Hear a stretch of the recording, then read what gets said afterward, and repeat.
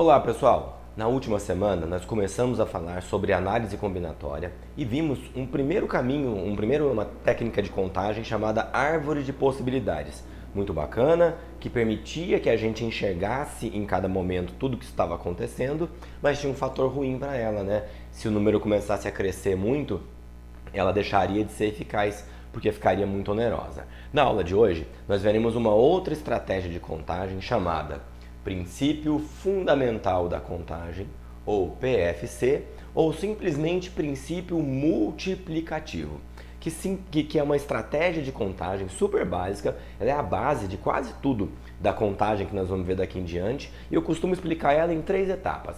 Primeira etapa, você precisa identificar no seu problema, lembrando que o seu problema é um problema de contar coisas. Conte de quantas maneiras tal coisa pode acontecer. Veremos exemplos para frente.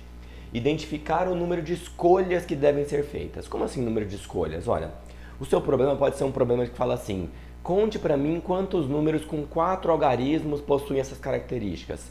Você precisa fazer 4 escolhas, os 4 algarismos do seu número. Uma pessoa acorda todo dia cedo e precisa escolher a sua roupa, o look com que ela vai trabalhar. E ela escolhe uma camisa, uma calça e um sapato. De quantas maneiras ela consegue, vem alguns dados. Quantas escolhas essa pessoa tem que fazer? 3. Qual vai ser a camisa, qual vai ser a calça, qual vai ser o sapato. Então você analisa um texto e extrai dali pela interpretação quantas escolhas você ou o indivíduo da questão precisa fazer. Cada uma dessas escolhas, para ficar prática, nós vamos indicar por tracinhos horizontais assim, sequenciais. Ó. Então, se eu tiver um problema com 5 escolhas, 5 tracinhos. Um problema com 8 escolhas a serem feitas, 8 sorteios a serem feitos, 8 tracinhos. Cada tracinho vai significar para a gente uma escolha. Aí, como eu criei os tracinhos, sou eu que sei o que cada tracinho significa. Por exemplo, se é o problema dos números, um número de 4 algarismos, isso aqui seria o algarismo das unidades, aqui seria a dezena, aqui seria a centena, aqui unidade de milhar. E se fosse um problema como que eu citei agora há pouco da roupa? Qual é a camisa, qual é a calça, qual é o sapato? Tanto faz, é você quem escolhe. Então eu indicaria esse sendo a camisa, esse a calça, esse o sapato e nem teria esse. Então você sabe o que cada tracinho significa. E na maioria das vezes, cada tracinho não significa a mesma coisa. Cada tracinho tem a sua posição correta. Se for para facilitar, você pode até escrever embaixo assim o que cada um significa para ficar mais fácil de entender. Então você vai analisar individualmente, porque eles são diferentes, as possibilidades de cada escolha. Como assim as possibilidades de cada escolha? Ora, uma pessoa normalmente não tem a mesma quantidade de camisas e calças. Então o tracinho que está aqui representando as camisas, ele pode ser preenchido de uma certa quantidade de maneiras, que é a quantidade de camisas que ele tem. Já o tracinho que representa a calça, ele vai ser preenchido com outro número provavelmente, que é a quantidade de calças que essa pessoa tem. Então vejam que ao final da segunda etapa, o que você vai ter? Um monte de tracinho, preenchido com um monte de número em cima, que é o total de possibilidades. O princípio multiplicativo manda você multiplicar todos os valores que você encontrou aqui. Esse é o princípio fundamental da contagem. E a melhor maneira da gente aprender e se habituar a trabalhar com o princípio fundamental da contagem é fazer um monte de exemplo. Nessa aula eu vou fazer alguns simples com vocês ali e depois na próxima, usando a lousa virtual, eu vou fazer mais um monte para a gente enxergar vários tipos de problemas que podem aparecer para a gente aqui na análise combinatória. O primeiro problema que eu coloquei é o mesmo problema que nós fizemos na aula passada com a árvore de possibilidades. Só para vocês verem como esse aqui é muito mais rápido, não dá trabalho quase nenhum, só que também você não enxerga quais são os caminhos. Lembra qual era o problema? Eu supus um país, algum lugar, com as cidades A, B e C, onde existiam 3 estradas de A para B e 2 estradas de B para C. E a pergunta que foi feita no primeiro momento é quantos caminhos existem de A para C? Tem que passar por B, prestem atenção. Veja que se a pessoa quer ir de A para B, quantas escolhas ela tem que fazer? 2. Por que 2 escolhas? Ela precisa escolher, quantas vezes ela para e pensa, vou tomar uma decisão. Ela vai tomar uma decisão para escolher uma estrada de A para B, e depois que ela chegou na B, ela vai também fazer uma escolha que é a estrada de B para C. Então eu vou indicar esse problema com 2 tracinhos horizontais. Tá vendo? Quando a gente está montando, a gente sabe o que está acontecendo. Esse tracinho e esse tracinho não são a mesma coisa, nós falamos. Aqui é a estrada que a pessoa vai escolher de A para B, e aqui é a estrada que a pessoa vai escolher de B para C. Quando a pessoa for escolher a estrada de A para B, quantas possibilidades ela tem? 3. Existem 3 estradas candidatas para fazer esse trajeto.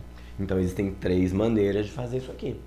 Uma vez que ela chegou em B, que é ir de B para C, tivemos um pequeno corte porque a bateria da câmera acabou, mas estou de volta.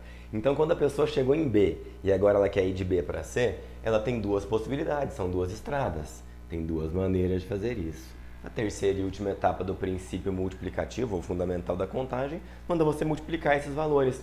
Lembra da árvore de possibilidades? A gente criou 3 ramos. Ao final de cada um desses ramos, nós criamos 2 ramos em cada. Então ficou 2, 4, 6. 3 vezes 2, 6 caminhos possíveis que essa pessoa pode fazer. Tá claro qual é a lógica do princípio fundamental da contagem? Você está pensando nos ramos, só que você não está desenhando ele. Você simplesmente sabe que vai criar 3 ramos e ao final de cada ramo depois vai criar 2. A lógica por trás disso é 3 vezes 2. No item B, a gente tinha feito agora o caminho de ida e volta sem poder repetir estrada. Agora, se a pessoa vai de A até C e depois volta, concorda que ela faz agora 4 escolhas? De A para B, de B para C. Aí volta de C para B, de B para A. Então agora eu preciso fazer 1, 2, 3, 4 escolhas. Se para quiser deixar mais claro, escrever embaixo o que é cada uma, fique à vontade. Ao escolher a estrada de A para B, são 3 possibilidades. Está aqui. Ao escolher a estrada de B para C, são 2 possibilidades. Vou agora começar o caminho de volta. No caminho de volta, eu não posso repetir estrada. Então, ó, de B para C tinha 2 estradas e ao fazer isso aqui, ó, pensa temporalmente, eu já usei uma, eu já cheguei em C. Então, quando você for fazer o caminho de volta, você não vai ter mais aquelas 2 estradas, você gastou uma. Então, vai ter uma única estrada que você pode escolher nesse caminho de volta aqui, ó. Pensa por aqui, ó. Se você não pode repetir estrada, você tem 2 possibilidades de escolher a primeira, é verdade. Mas quando você for voltar, você vai ter usado uma delas, só vai ter a outra. E agora, a última etapa da minha escolha é a estrada de B para A. Eu tinha 3 estradas de B para A, mas eu já gastei uma aqui, eu já usei uma aqui. Então, quando você for fazer a última escolha, você vai ter só 2 opções. Não, aqui você tem 2 opções e o total de caminhos que você pode fazer para se locomover por esse trajeto é 3 vezes 2 vezes 1 vezes 2, que dá 12 caminhos distintos. Tá ali, ó. Deixa eu marcar assim para ver que é a resposta. Olha outro probleminha aqui rapidinho. Um problema com números, muito comum aqui na análise combinatória. Quantos números de 3 algarismos eu consigo formar? Aqui tem uma pegadinha já pré-embutida, eu gosto de colocar isso no começo para a gente já começar a trabalhar bastante com isso. A pergunta é bem simples. Quantos números de 3 algarismos nós somos capazes de formar? Vamos pensar. Para fazer um número de 3 algarismos, é óbvio que eu preciso fazer 3 escolhas. Então vamos lá. 1, 2, 3 tracinhos. Vou fazer as 3 escolhas. E aonde está a pegadinha? Está aqui agora e vocês nunca mais vão esquecer. Notem que ao formar um número que você sabe a quantidade de algarismos, quando você for escolher o primeiro algarismo, tem um cara que é um candidato para o restante, mas que não é candidato para a primeira casa, que é o 0.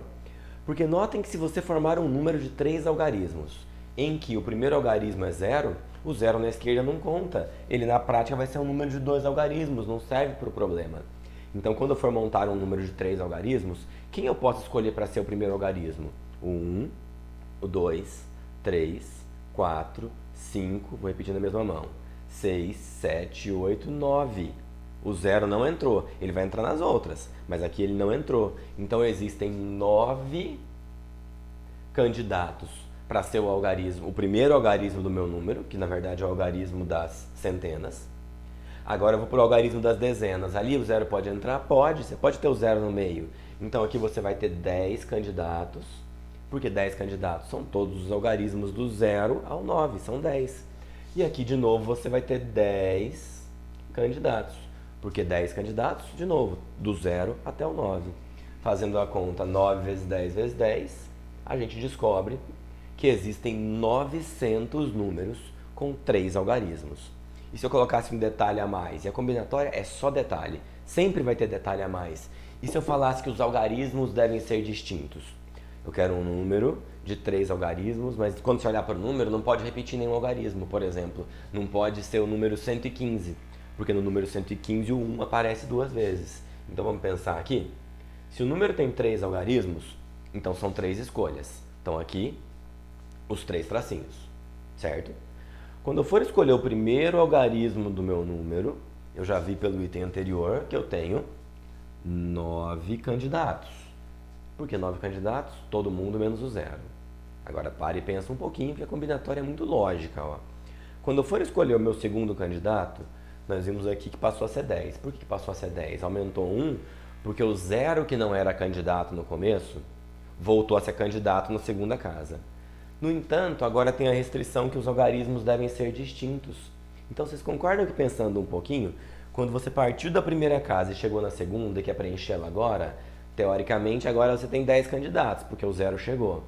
Só que em contrapartida você já usou um algarismo nessa primeira casa. Ó. Você tem que pensar temporalmente o que está acontecendo em cada momento de tempo.